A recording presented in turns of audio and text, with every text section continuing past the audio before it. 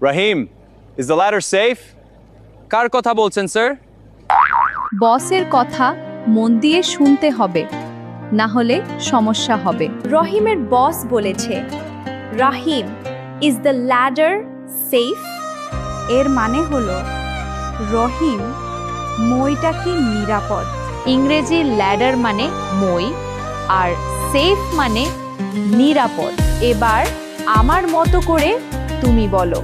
Is the ladder safe এর অর্থ হলো মইটা কি নিরাপদ?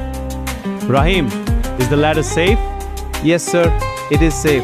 উত্তরে রহিম বলেছে, হ্যাঁ, মইটা নিরাপদ। যদি নিরাপদ না হয়, সে ইংরেজি শিখবো আরেকদিন। দ্রুত ইংরেজি শিখতে চাইলে চ্যানেলটি সাবস্ক্রাইব করো। ওয়ার্কার ইংলিশ বিডি, বিদেশগামী শ্রমিকদের ইংরেজি কোর্স।